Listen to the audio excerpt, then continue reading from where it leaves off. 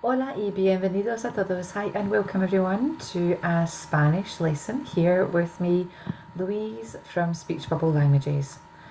In today's session, we will be reviewing nouns, adjective agreements, and looking at introducing family members in Spanish. As such, this lesson is suitable for our Level 2 students, or for those of you not familiar with our programme, you would be brilliant at this lesson if you have a little bit of prior knowledge in Spanish already and you're looking to explore this new vocabulary or to remind yourself of vocabulary to do with your family and friends. Without further ado, let's get started, shall we? One thing I would recommend that you work on prior to this lesson is our video all about nouns. It's important that you understand the rules around recognising the gender of different nouns in Spanish so that you can participate fully in this session. If you're not too familiar with what I mean by that, hit pause here, jump back onto our YouTube channel and find our video all about nouns to begin with. Vamos a usar la familia Simpson. We're going to use the Simpsons family to help us introduce the names in Spanish for different family members. La familia. Now don't forget, these sessions are about getting you to speak as much Spanish as possible, so do repeat each of the Spanish expressions, sentences and words out loud after me.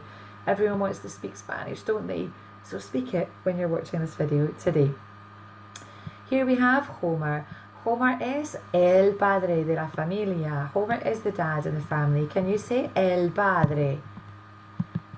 Aquí tenemos Marge. Marge es la madre. La madre.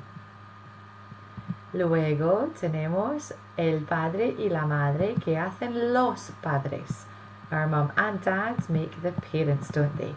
Los padres. Bart es el hijo de la familia. The son. El hijo. Don't pronounce that H. Lisa es la hija. La hija. The daughter. Now don't forget, Los Simpsons tienen tres. They have three, don't they, children in the family. Aquí tenemos Maggie. Maggie es la niña, the child. Sometimes we can say el bebé, la bebé, but we've got here a lovely word, la niña. If Maggie weren't a girl and were a boy, we would say el niño. Excelente. Y luego aquí tenemos los tres. We have all three together and we can say that word, that plural word for children, los niños. So far we've met el padre, la madre, el hijo, la hija, la niña. Los padres y los niños son el plural. Aquí ahora tenemos a Abe. Abe es el abuelo, the grandfather. El abuelo. Mona es la abuela. La abuela. El abuelo, la abuela would become los abuelos. Ahora Herb. Herb es el tío. Tío meaning uncle. Tío. Accent on that I. Y Selma es la tía. La tía. El tío, la tía becomes los tíos. Aunties and uncles. Ahora buscamos la relación. Here we have the relationship then between Homer and Marge. Homer es el marido de Marge, the husband. El marido de Marge. Now, unlike the pattern we saw earlier on, la marida doesn't exist. Marge es la mujer de Homer. La mujer, the wife. This is also the word for woman too. Aquí tenemos Lisa y Bart. Y Bart es el hermano de Lisa. El hermano, the brother. He is in fact el hermano mayor, the bigger brother. Y luego Lisa es la hermana de Bart, the sister, la hermana pequeña, the wee sister. Podemos cambiar la palabra la hermana y el hermano. We can make changes to those two words there to give us the word for stepsister.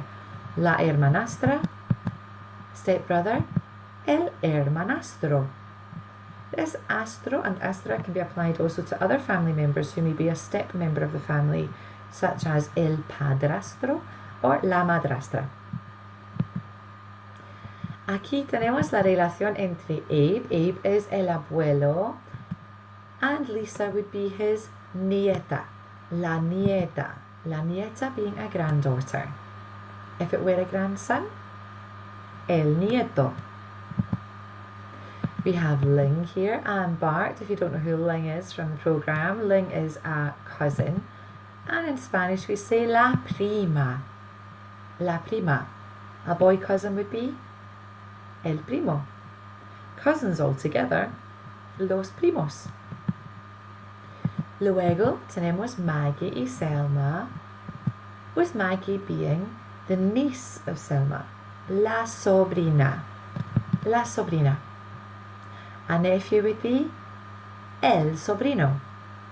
Nieces and nephews, los sobrinos.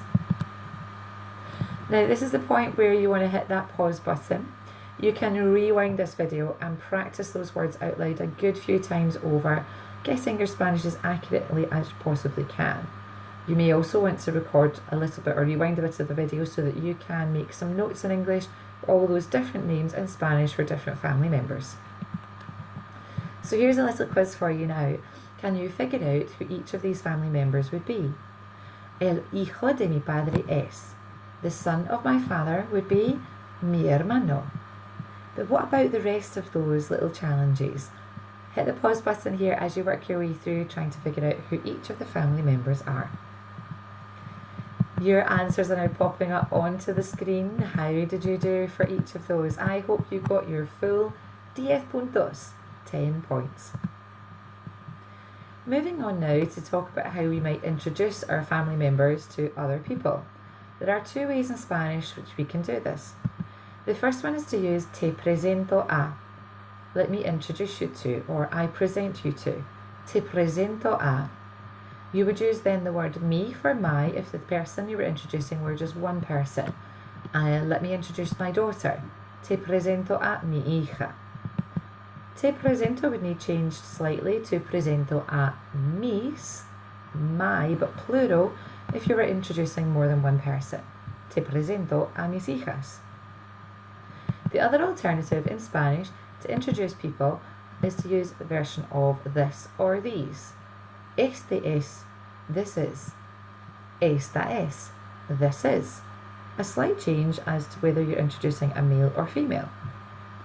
Estos son, these are. Estas son, these are. And again, you choose the appropriate one depending on who you're introducing. Is it a group of males? Is it a mixed gender group? Or is it purely females? Este es, esta es, estos son, y estas son. Different ways of introducing others in Spanish.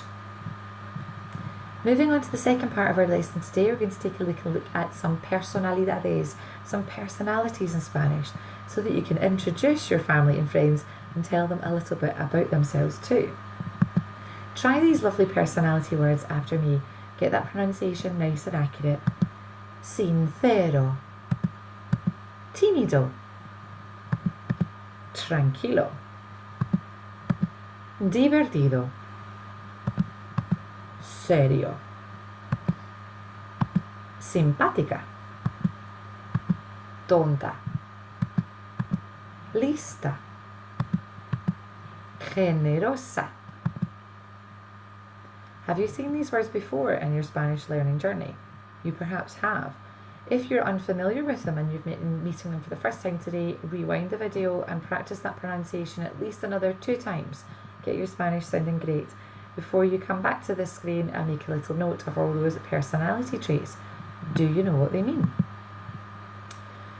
This is another stopgap now in this lesson. We've just been looking at some adjectives that we would use to describe people's personalities. And hopefully you're familiar with the concept now of making adjectives agree with the noun or nouns that they're describing. If you're unfamiliar with the adjective agreement rules in Spanish, then hit this pause button here, hop over onto our YouTube channel and look for the video about descriptive adjectives. In that video, I'll talk you through the rules behind how we change the spelling of adjectives to match the gender and the number of nouns that we're describing. There's lots of exercises and activities for you to practice on that element too. Ya se acabó nuestra lección. It's come to the end of our lesson for today. Can you complete your speech bubble for this session? Perhaps you could write a short description of how you would describe or introduce, the people that you would be travelling with on your next trip to Spain. Maybe you could include a little personality trait or their names too. Why not share your written work in the comments below, or snap a picture of it and pop it through to your speech bubble teacher for some feedback. We love to support you every step of the way in your language learning journey. Hasta la próxima todos. Until next time everyone, muchas gracias y adiós.